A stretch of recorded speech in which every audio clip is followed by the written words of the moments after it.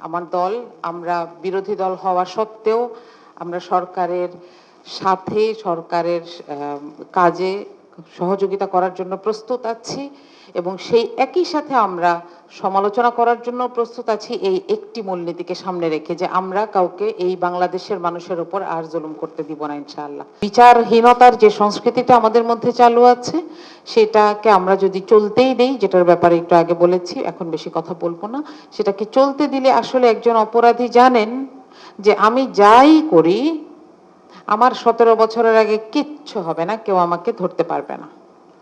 সেক্ষেত্রে দলগুলো একটি পেটোয়া বাহিনী পালবে, পুষবে এবং সেটাকে দিয়ে এমন কিছু কাজ করাবে, এমন কিছু ডার্টি জব করাবে যেটা তাকে বেনিফিট এনে দিবে। সুতরাং এটা আমাদেরকে ইনশিওর করতে হবে। আরেকটা হচ্ছে যে আমি এখানে একটি কথা বলতে চাই, সেটা হচ্ছে যে আমাদের সামনে একটা স্কোর কার্ড থাকতে পারে। আমি সিপিডির সাথে একটু বসেছিলাম। সিপিডি একটা কাজ করেছে রিফর্ম ট্র্যাকার, যে কোন কোন ক্ষেত্রে কত পার্সেন্ট রিফর্ম হয়েছে এবং সেটা ওয়েবসাইটে গেলে দেখা যাচ্ছে।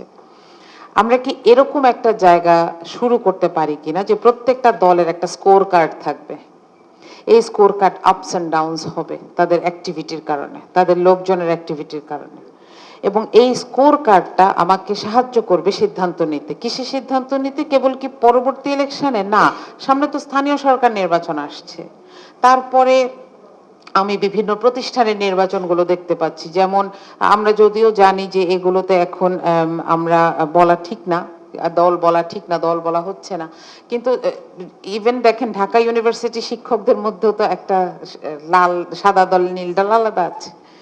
তাহলে সেখানে আমি এই স্কোর কার্ড অনুযায়ী আমি ডিসিশন নেব যে কে আসলে আমাকে ভালো রাখছে, কে আমার কাছের, সেটা চাইতে ইম্পর্টেন্ট হচ্ছে যে কে আমাকে ভালো রাখছে।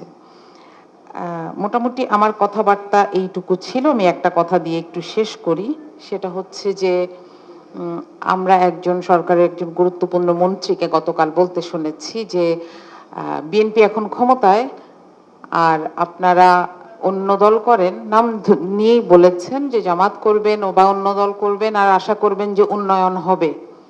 এই ধরনের মানসিকতাকে আমরা আমাদের জায়গা থেকে প্রশ্ন করতে চাই। আমরা মনে করি গণতান্ত্রিক দৃষ্টিভঙ্গি থেকে এটি অত্যন্ত ঝুঁকিপূর্ণ একটি বক্তব্য। কারণ যে এলাকায় মানুষ সরকারি দলকে ভোট দেয়নি, তারা কি ট্যাক্স দেয় না? তারা কি এই দেশের নাগরিক নয়? অথবা যে এলাকায় সরকারি দল একটি আসনে জয়লাভ করেছে, কত পার্সেন্ট ভোট পেয়েছে? মনে করি যে 60% ভোট পেয়েছে, বাকি 40% কি ওই এলাকার ওই জনপ্রতিনিধির অধীনে বসবাসরত না? তাহলে তাদেরকে লুক আফটার করা কি তার দায়িত্ব নয়? সুতরাং এখানে আমরা ক্ষমতাকে যেভাবে ডিফাইন করছি, ক্ষমতাকে যেভাবে তার পেছনের চেয়ারটা দিয়ে শক্তিশালী করার চেষ্টা করছি, এবং সবচাইতে ভয়াবহ ব্যাপার হচ্ছে একটা সময়ে এই কাজগুলো আমাদেরকে একটা জায়গায় নিয়ে যায়, সেটা হচ্ছে ক্ষমতাকে আনকোয়েশ্চেনেবল করে ফেলা, যে ক্ষমতাকে আর প্রশ্ন করা যাচ্ছে না।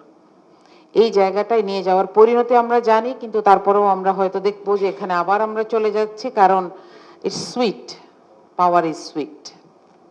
তো এখানে যাওয়াটা থেকে আমাদের সবাইকে মিলেই ঠেকাতে হবে। আমি একটা হাদিস দিয়ে শেষ করি। রাসূল সাল্লাল্লাহু আলাইহি ওয়াসাল্লাম বলেছেন যে তুমি তোমার ভাইকে সাহায্য করো, সে জালিম হোক বা মজলুম হোক।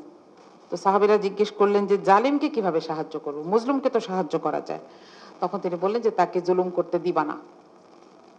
আমি মনে করি আমার দল আমরা বিরোধী দল হওয়া সত্ত্বেও আমরা সরকারের সাথে সরকারের কাজে সহযোগিতা করার জন্য প্রস্তুত আছি এবং সেই একই সাথে আমরা সমালোচনা করার জন্য প্রস্তুত আছি এই একটি মূলনীতিকে সামনে রেখে যে আমরা কাউকে এই বাংলাদেশের মানুষের উপর আর জুলুম করতে দিব না ইনশাআল্লাহ।